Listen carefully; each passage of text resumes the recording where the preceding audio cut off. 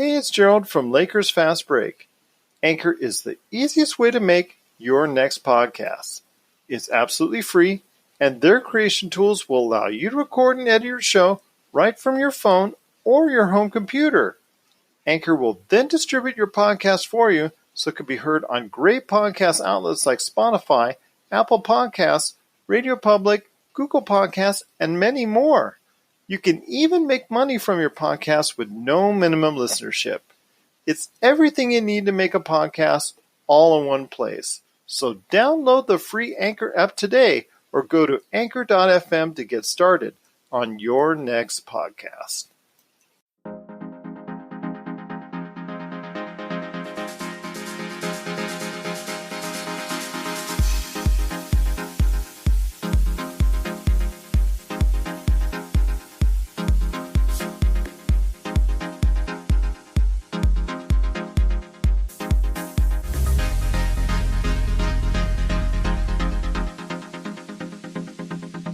Thanks for joining us once again on the Lakers Fast Break podcast. It's Gerald coming right back at you here from Pop Culture Cosmos, the Lakers Fast Break, Inside Sports Fantasy Football, and Game Source. Truly appreciate you listening to all of our programs. Well, I'll tell you what, when it comes to the Lakers, there's some things going on. We're coming to that last portion of the season, things you got to go ahead and tune up before the playoffs. And one of the things that they wanted to go ahead and do was try to fortify the roster. And they made a change getting Markieff Morris off the waiver wire. He was recently released by Detroit, went through waivers, cleared waivers, and we let go DeMarcus Cousins, who may or may not have been healthy come playoff time. I mean, that's up for debate. He had stated on his on a podcast that he was actually thinking that he was going to be maybe okay, which is never a great sign because, you can never really tell if DeMarcus Cousins was going to be 100% or be able to give you any type of contribution. But I want to hear your thoughts on getting Markieff Morris, player that may have not been the Morris twin that people, Lakers fans, were hoping for, but he's still a decent 6'9", 40% three-point shooter that could give you something off the bench, but was it worth getting rid of DeMarcus Cousins? I don't know if I'm comfortable with them getting rid of DeMarcus Cousins. Yes, Markieff Morris is decent. He's actually a 35% shooter from deep, 45% field goal percentage for his career. So he's not terrible. But you look at a talent like DeMarcus Cousins, what he's able to do when healthy, and I just don't know, especially for the bargain bin price that we got him for. The amount of money that we spent to get him, which is like $1.8 million, I think, or maybe just under $2 million. Point is, we got him at an extreme discount as far as the Lakers are concerned. So there was very, very little to lose, but tremendous upside to be gained. And I think that in a situation like that, you've got to kind of see that through, man. He's such an awesome talent. When he's healthy, I mean, he was an awesome talent for Golden State when he was healthy. When he was healthy, he was carrying some of those games in the fourth quarter for Golden State. So I think that if I'm the Lakers, I would have held on to that. I'm a little concerned if I'm Lakers front office because we didn't make any big splashes. We didn't make any big trades. For better or for worse, we still have Kyle Kuzma. We still have the core Laker team from the beginning of the season intact. Actually, everybody from the beginning of the season we still have on the squad. And yet other teams around us are getting better. The Clippers got substantially better. The Clippers are getting better. And I'm concerned. I got to, obviously here at the Lakers Fast Break podcast, we're not going to lie. I'm a little nervous because I feel like who we're going to end up trying to go get in the free agent market now, the J.R. Smiths of the world, the Markieff Morrises, they're okay, but J.R. Smith hasn't played a NBA basketball game in how long now?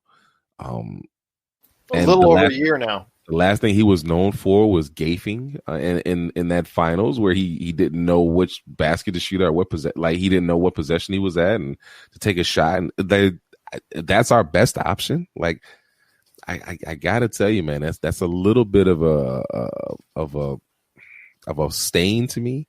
That's a little nerve wracking. Again, considering the fact that our crosstown rivals, the Clippers, they're just getting better. And now, granted, obviously, you're looking at injuries to Paul George right now. They're not playing their best basketball.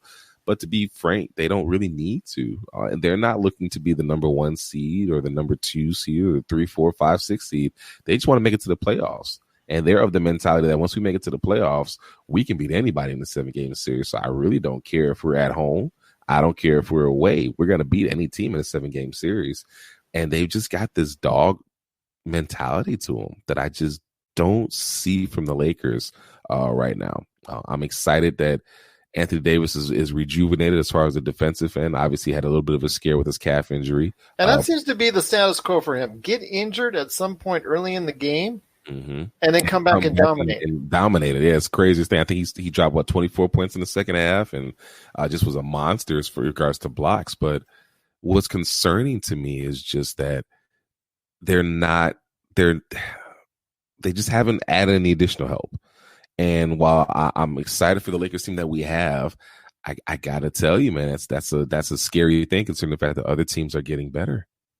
Absolutely, it is a scary thing. You see Houston going all in on the downsizing and getting not one but 2 individuals that they think can help.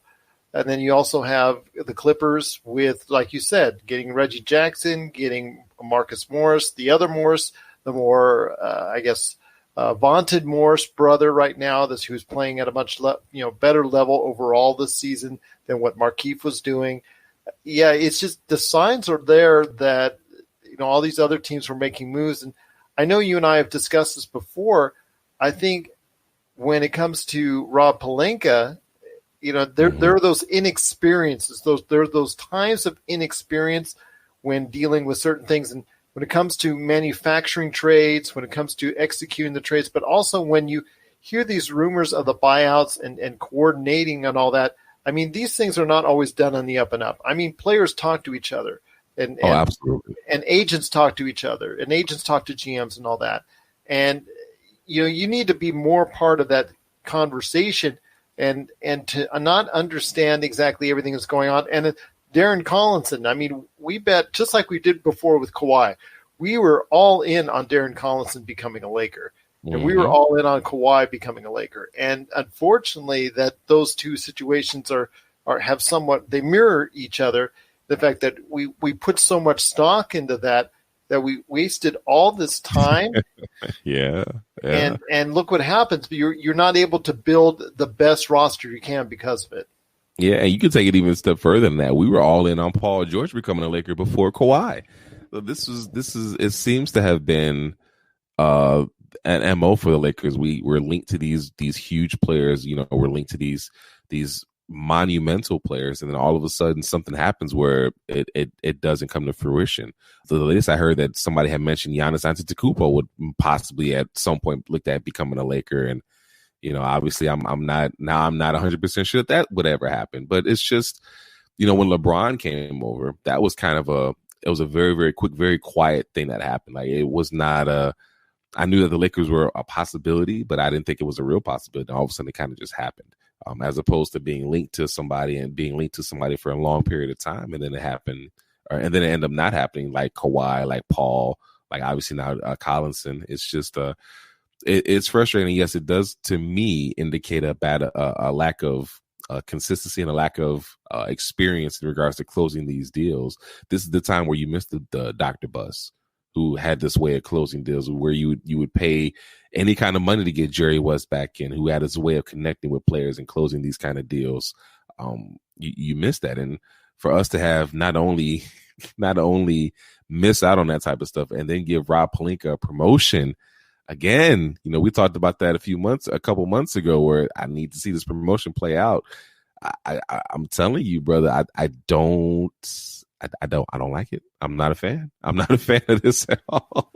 Oh, I wasn't a fan either. I mean, I had told not only you, but I had told Laker Tom from Lakerholics.net, who was for signing him in January. And I was like, wait until the end of the season. See where your team performs from there. And he's not going anywhere. Mm-hmm. It's not like he was one of the hot GMs listed that, hey, I'm going to go ahead and I can get my job in. Like Masai he wasn't Ujiri. David Griffin. Yeah, David Griffin. David Griffin, I cannot still believe he was out there as a free agent, after he got kicked out of Cleveland. You see how that worked out for Cleveland. They've done tremendous since then. Tremendous job. Yeah, exactly. But Masai Ujiri, he goes out in the open market right now. Mm-hmm. Every team wants him. Oh, yeah, game on. Yeah, but with Rob Pelinka, the Lakers would just happen to be in the point where they're bidding against themselves, and that to me is quite troubling. I mean, let him finish the season, then you evaluate it from there. You could take a step back. You can see where you're going with your franchise. You can see the future. How well has he done so far? You can see it from that standpoint instead of just hurrying up. Okay, we're leading the Western Conference after the first 40 games. We're going to go ahead. This is really good. We're going to go ahead and give you a big raise and a promotion. You didn't have to do that. There was not any, but there's not any need, any just incessant need to do that right away.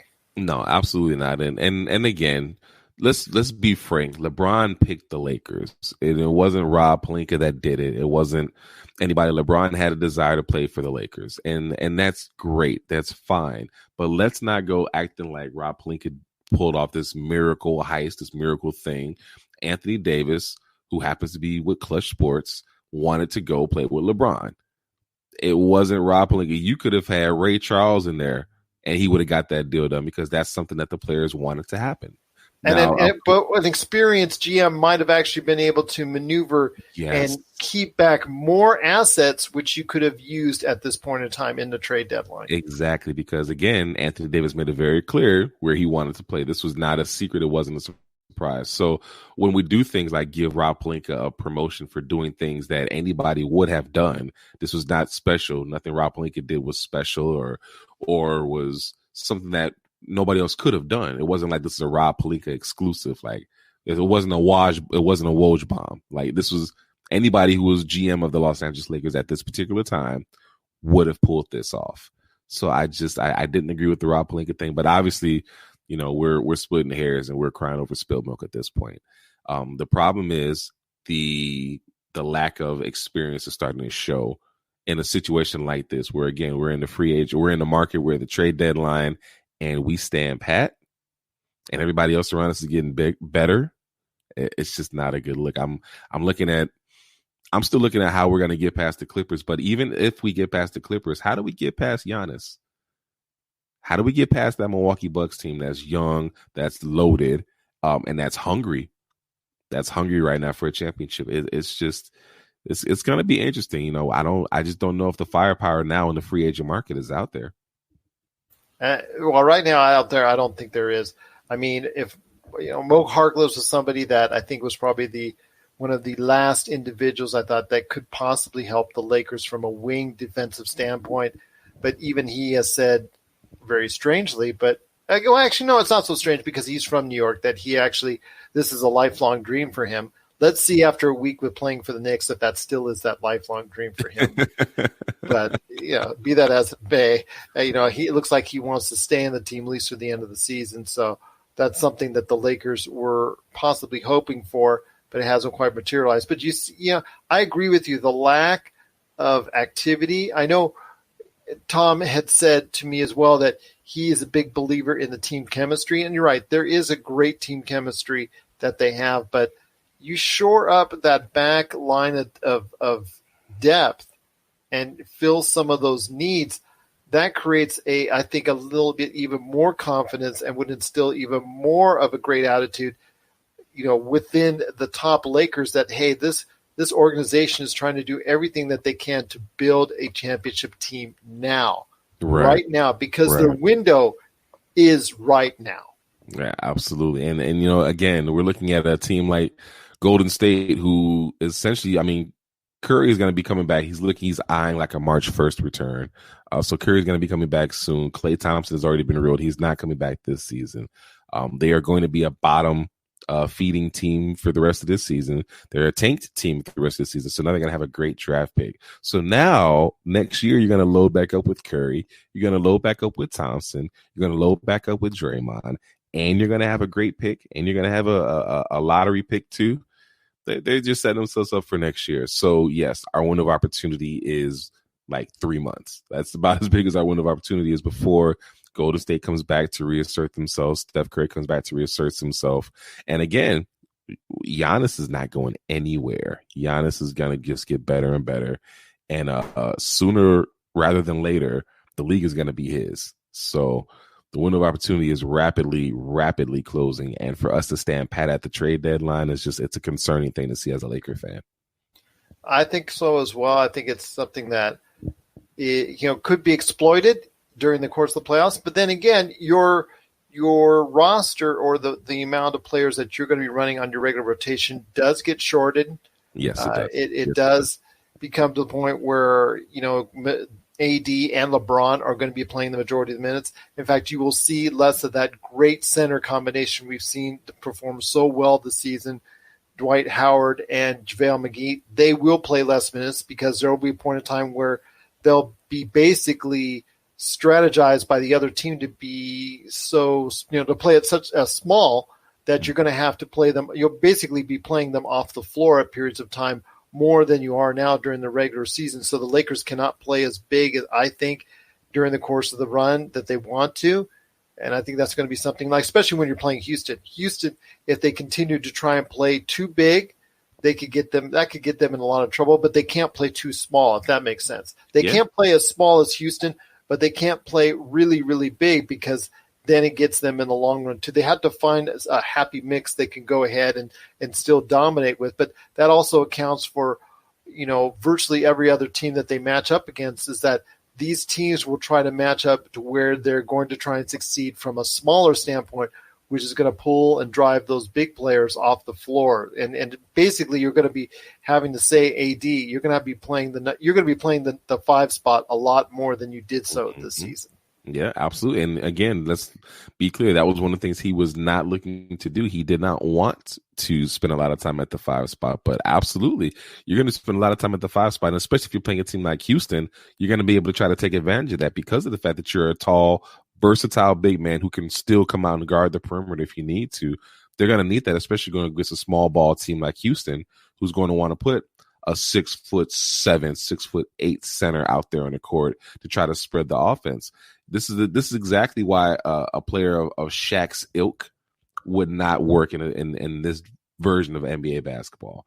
A player of Shaq's ability or lack of ability, if you would, to come out and guard the perimeter, they would eat Shaq alive. You get these wide or these spread 4s, these spread 5s who can go out there and pull up from 17, who can go out there and pull up from 20 and knock down a jumper and actually still dribble and get to the paint. It's not going to work. So yes, Anthony Davis, he's going to spend some time at the 5. He's going to have to get over it because right now that's where we're going to need you. And hopefully with the fact that we're going to short down to a shortened rotation of about 7-8 players throughout this playoffs, there's a real good chance for some good synergy. I just really, really, really hope that our synergy is enough to carry us to a championship, because at this point, that's all we're going to have. I agree with you on that. It's going to be very tough because of the fact that, matching up against the Clippers 1-12 is not as appealing. I mean, the Lakers are very top heavy. Let's put it just right out there. I mean, with LeBron and AD, they'll match up against anybody. But the question is, once you get through players 3 through 10 on the rotation, where does it line up from there against all these other teams? And that could be the difference in a playoff series. We'll be back with more of the Lakers Fast Break podcast.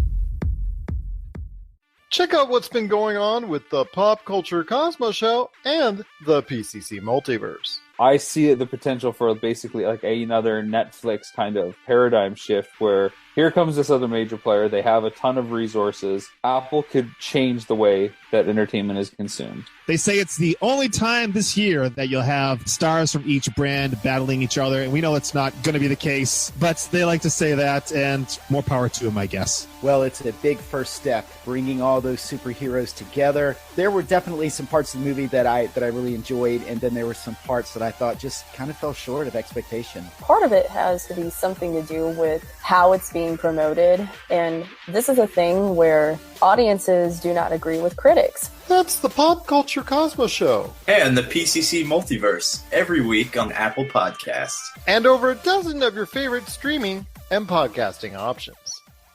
We've had these issues over the past weeks or whatnot with Rajon Rondo. I mean, he plays great with LeBron at the same time they're on the floor, but it's those minutes when LeBron gets off the floor that the team, statistically and also with the eye test, you can tell the team is in trouble because they give up big leads. They're more apt to go ahead and not play as functionally as a unit. They're not pretty to watch. They're not cohesive. Their turnovers just increase quite a bit when you see them on the floor without LeBron, and a lot of that falls on the plate of Rajon Rondo. My question to you is, in recent weeks, unless Rajon Rondo has been really hot, for the most part, there's been those period of times where it gets to the point, it almost seems like in case of emergency, and I said this to Jimmy Simonis, to me, Alex Caruso seems to be like that fire alarm for the Lakers that you break the glass in case of emergency, and you don't want to play him on a regular rotation, but if it gets to the point where it seems desperate or it seems like you want a boost of something like of some nature, then you play Alex Caruso, and then he delivers, for whatever reason, his hustle, his, whatever his playmaking ability that he has. He's not essentially great at any one thing because you can see that. It just, whatever he puts together out there on the floor seems to come across and work so well so far this season. And you see that statistically when he's out there because plus minus, when he comes right down to it, he's just behind LeBron in that stature. Right. So I ask you, my friend, when it comes to a playoff scenario, and we always hear about this playoff Rondo, and I'm sure everybody on the, as far as Lakers fans are concerned, are praying that we're going to see this playoff Rondo come back to form once again. But I'm not holding as much stock into that as maybe some other individuals are. But I ask you, with the way we've seen the season so far and those times when Alex Caruso, or the Caruso as they call him out there, is it time for him to just finally get some consistent minutes and not be that, okay, in case of an emergency, he's not always going to be able to bail you out if you have him just sitting in the bench all the time, not knowing or not being able to go ahead and get some regular rotation type minutes. The way that they use Caruso now reminds me a lot of the way that they used Shannon Brown back in the early to mid 2000s, I guess, mid 2000 2010 Lakers, when the way they used Shannon Brown. They brought him off the bench and he gave a lot of instant offense, very electric, a fan favorite in Los Angeles, be able to come in and just give them some type of life off the bench. So I feel like they use Caruso the same way, where I think that keeping him as a spark plug works is because while teams have an opportunity to really scout him, they don't have a huge opportunity to scout him. And my fear is that if you scout him and you really get a game plan for him, you're going to make him ineffective. Very much in the way that Jeremy Lin, when he was going on this incredible tear back in 2000 and whatever with the New York Knicks, once he was scouted and once people started actually game planning for Jeremy Lin, they effectively made him ineffective. So I think that I like the fact that Alex Caruso, unless he's doing things in practice that we're not seeing in games, because truth be told, he's been okay. He's been offense off the bench, but let's be clear, he's not a Lou Williams off the bench. He's not putting up 20, 25 points a game and providing the majority of the offense for the second unit. He's just a great little quick spark plug to plug him in and let him get the crowd going. But then you take him into an away arena and you take away that home court, then you kind of take away that power that he has in regards to getting the crowd hype and getting the crowd going. So I think that you got to be judicious in using him from the standpoint of, unless he's showing you something in practice that we just haven't seen in the games, unless he's showing you this consistency in practice that you haven't seen in the games, I think that you're using him the way that you need to use him for right now. One of the things that I had always admired about Kobe is that he practiced harder than he played the games. That way, when you were playing these games, you were going to be ready. You were going to have everything thrown at you. You'd already know what to expect. When Kobe got you in practice, Kobe would beat you up. I'm talking about physically beat you up. He would mentally beat you up. He would get you game ready. So that way, when you get to a game situation, this is easy. I've done this already. So I'm hoping that that's something, not so much that's going to happen, but that Alex Caruso is ready to be that player that takes that leap. And he's been having these great practices, and now maybe we'll get to see it as a rotation player. But I'm concerned that he's going to be exposed.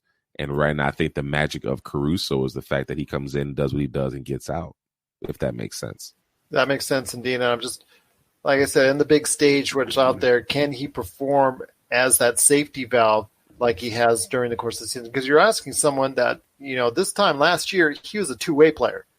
And he was somebody that couldn't actually be a full-time NBA player because he was a two-way contract player and didn't get his chance until the last 25, 28 games of the season. Like right about now is when he was able to start getting his chance playing for Luke Walton at that point in time. So, yeah, it's not. He doesn't have that established background either. So you wonder, when the lights are brightest, is he going to be able to go ahead and perform as well as he has right now during the course of the regular season? So hopefully playoff Rondo comes back, but just in case he doesn't, Alex Caruso, the lights may come on and the Alex Caruso may have to go on instead. But we'll wait and see how that works out. I wanted to ask you on that note, and you talked about some of the things that we could do in the last week of basically or essentially anybody that wanted to be bought out or anybody that's out there on the free agent market already.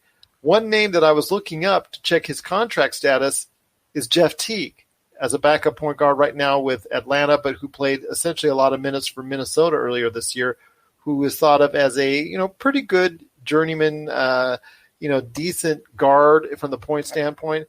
I think he would be an upgrade, probably one of the few that's left that's out there that could possibly be someone that the Lakers might be interested in that could help in that scenario. I don't know what your thoughts on Jeff Teague, because, he's someone that's played in the league 10 years. He's been around. He can score for you quite a bit on occasion, but again, he disappears because he's not that, how should I say, he doesn't want the big time spotlight or like some of the other players that are out there, but he's someone that can pop in 10, 15, 20, 30 points on given occasion. Yeah, I mean, he's not one of those names that really get me going. I mean, his best season, which was in Atlanta, he averaged 16.5 points for the 16.5 points, 43% shooting, which is good. Don't get me wrong. He's going to be an upgrade to Rondo. Let's be clear. But that's not. He needs to have better aspirations than just being an upgrade to Rondo. We need somebody that's looking to be that starting point guard that's going to come in there and immediately make a difference. I don't know if Jeff Teague is that guy. Again, he averaged those points back in 2013 and hasn't come close since. In 2019, he's averaged 7.2 points at 39.4% field goal per shooting. I'm just not convinced he's the guy.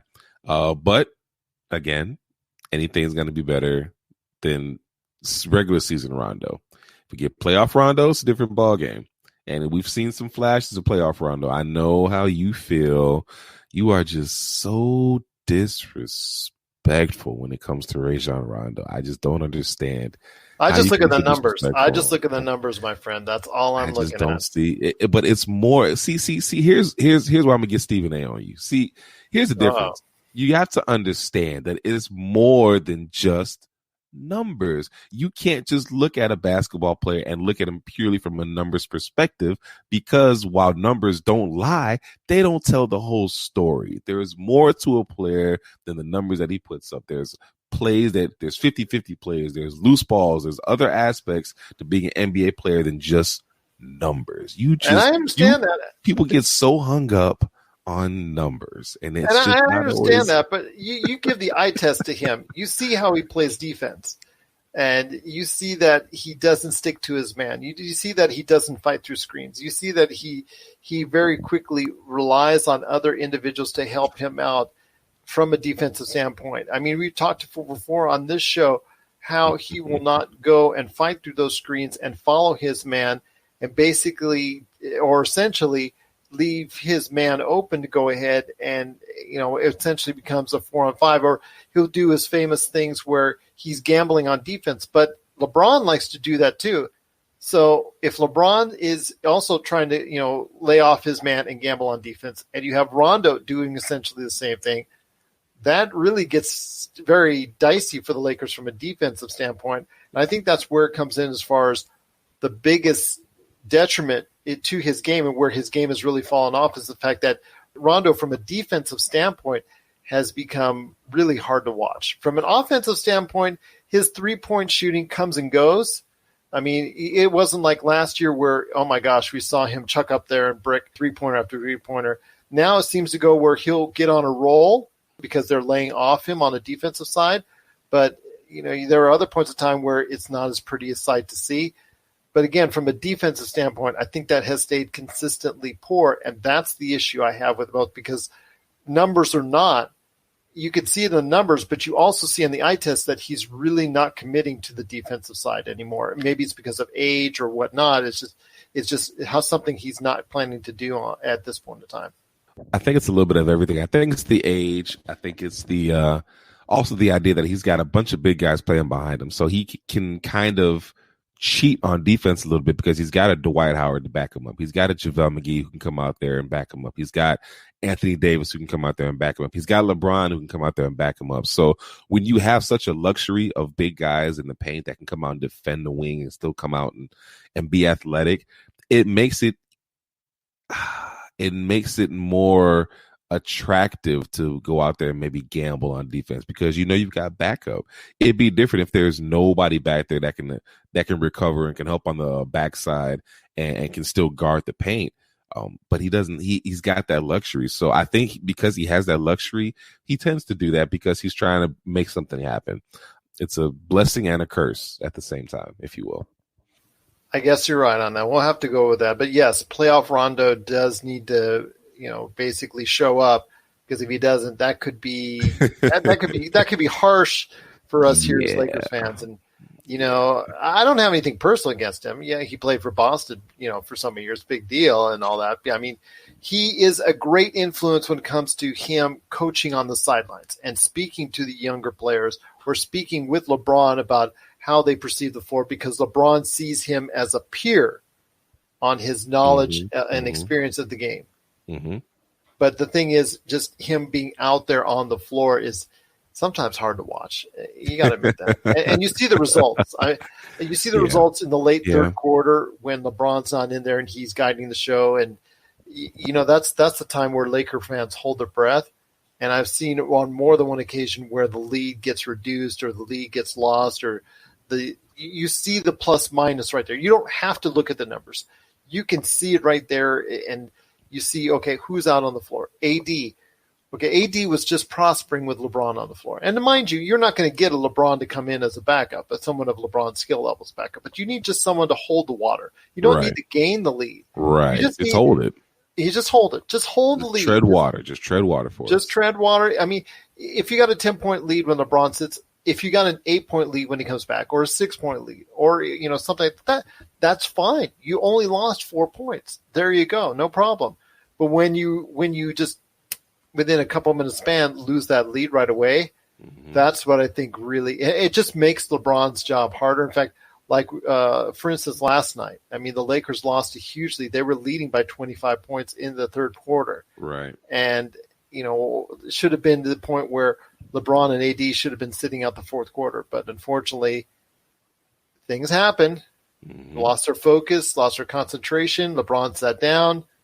Boom, that league goes awry, and the Lakers have to work harder than they actually had to get the job done. Hey, listener, Dutch here from Voice from the Underground. We're signaling the ref for a quick timeout, but we'll be back with more of the Lakers Fast Break At Voice from the Underground, we talk about all the crazy happening around us and try to make a little bit of sense out of the nonsense with little to no results. If the idea of hearing three semi-intelligent, outspoken nerds talk about politics, social issues, current events, sports, movies, pretty much anything that we decide to talk about because, well, it's our show, appeals to you, grab your shovel and come on down to the Underground, and then consult a qualified psychotherapist. Find us wherever you get your podcasts, just not where you buy your weed. Voice from the Underground. Well, it goes back to what we said kind of at the beginning of the show. It's no secret the Lakers are top heavy. And so if you're going to be a top-heavy team, you're going to have to do the things that top-heavy teams need to do, and that's get out to a very, very aggressive start. That's get out to a very, very big lead, and that's to allow the second unit, that's to allow yourself a chance to get a breath while the second unit comes in and just tries to hold the line as much as possible. But to do that, you've got to be aggressive and go out and get an early lead right from the jump and just hold on as long as you can. Well, I'll tell you what, my friend, it is going to be something we're going to have to be watching and carefully evaluating and not just looking at the numbers per se. So I agree with you on that. But the eye test is there as well. So we're going to have to be continuing the eye test over the course of the next few games. It is another big week with a lot of big matchups coming up during the course of the week. Your thoughts on what the Lakers need to hone in on during the next portion or this portion of the season as it goes forward? I mean, they've talked about what's going on with the rescheduling of the game that was canceled due to the unfortunate death of Kobe Bryant. That's going to be something we're going to be talking about in early April because they're playing back-to-back then, and that's going to be tough regardless because there have to be some load management there. But right now going forward, at least for the end of this month and early into March, what are you looking forward to seeing from the Los Angeles Lakers? Just a little bit of consistency. Looking at their schedule, obviously we got Boston coming up tomorrow, but then after that you got New Orleans, you got Golden State, you got Memphis. Obviously we're looking at a potential win in Golden State, a win in New Orleans, even though Brandon Ingram is actually playing some decent basketball, and a win in Memphis. So I'm not as concerned finishing up this month, but where it starts to get a little testy again, we're going to go back up. In March, early March, we're playing the Bucks, we're playing the Clippers, we're playing Houston, we're playing Utah, we're playing Denver. So we've got some trials by fire coming up here. And if I'm the Lakers, we need a win against these teams. We need to win against the Bucks. We need to win desperately against the Clippers. We just need to have one going into the playoffs. Right now, we haven't got anything. We lost out to the Morris deal as well. So we lost the 2 games. We lost Morris. We're just losing to the Clippers right now. So we need to win on the 8th against the Clippers. Brooklyn, obviously, with Kyrie going out with shoulder injury, another shoulder surgery again. We're looking at a win there. Houston playing small ball. I'm not 100% sure if that's going to be enough to beat the Lakers. But Denver is going to be a tough team. Utah is still going to be a tough team. So they've got some trials coming up. Right now, we're going to finish the month strong, but we're only looking at another 3 or 4 games. After that, it's going to be some proving ground time, and we'll be able to really kind of see what the Lakers are made out of. And hopefully we're pleasantly surprised. Hopefully we will be. I just can't wait for it. It's an exciting time for us right now. I mean, the Lakers are so far doing so well. And if they're 5 games up in the Western Conference, I mean, they're right now looks like more and more with each and every day that they're going to be number 1 in the Western Conference. And that's a great sign heading into the playoffs. Whether or not they can sustain it, that's going to be something that entirely that we're going to have to look at going forward. And I know you and I will be on hopefully many more times talking about this and talking about the Lakers and what's going on. And just health at this point in time, I think is most paramount. I mean, you can't really do many more tweaks on the roster. Just health. Just stay healthy. That's all I ask for. Basketball is a game of attrition, and right now, like you said, absolutely, it's about staying healthy and making it to the playoffs as whole as possible. You need to be there as whole as possible with as much synergy as you can muster. That's why if they were going to make any type of moves, they needed to do them sooner rather than later, because, again, you want to allow that chemistry to continue to gel, continue to build. They look like they really enjoy each other, so I can appreciate that. I really, really can. But you need more. You need more firepower. And if you're going to introduce more firepower, you want to introduce it early enough to where it's not going to they're going to have opportunity to gel and an opportunity to kind of keep that cohesiveness going, because truth be told, there is something to be said for that. Absolutely. And let's hope they start integrating in that, Markieff Morris in there as quickly as possible. They can't do it obviously in the Boston game, which everybody's already, knows about by now, but hopefully this week they can start getting him integrated into whatever the Lakers want to do. And I tell you what, I'm still very positive on the outlook for the team. I still think that, in a 7-game series, they're still the team to beat, but I'm more nervous than ever, my friend. Clippers are loaded 1-12. Milwaukee's loaded 1-12. Utah, Denver, Houston is going all out with its we can win with small ball better than anybody else. And that could be something that could work very well for them or against them. So I'm kind of more even nervous than I was at the beginning of the season or even halfway through because it's looking more and more like it's going to be a dogfight for the trophy this year. Yes, it will. Yes, it will. Well, all right, my friend. It's been great talking to you. Once again, I'm talking to TJ Johnson from Voice from the Underground. You got to check out his podcast where they cover the latest and greatest in news, politics, pop culture, cigars, as we were saying on our Pop Culture Cosmos show, chocolate cake. I mean, they're doing so many great things. TJ, Big Haas, and Jason Dutch, you got to catch them today on Voice from the Underground, the podcast, wherever you get your podcasts. Well, it's awesome, my friend, to talk to you so much on the Lakers. I'm so glad that you're back on the show. Been trying to get you back on forever because I always appreciate your insight. Amen.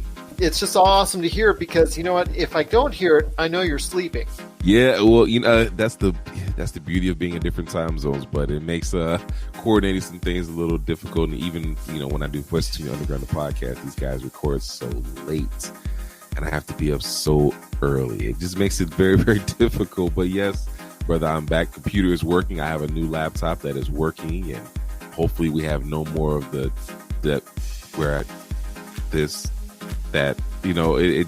smooth. So prayers up, fingers crossed that it continues to work smoothly. But I'll be back on a little more frequently now. Well, that's awesome to hear because the gremlins have stayed away. I was figuring something was me or StreamYard or anything like that, but those gremlins are away. And I'll tell you what, it's just so great to have you here back full time once again, right here on the Lakers Fast Break Podcast.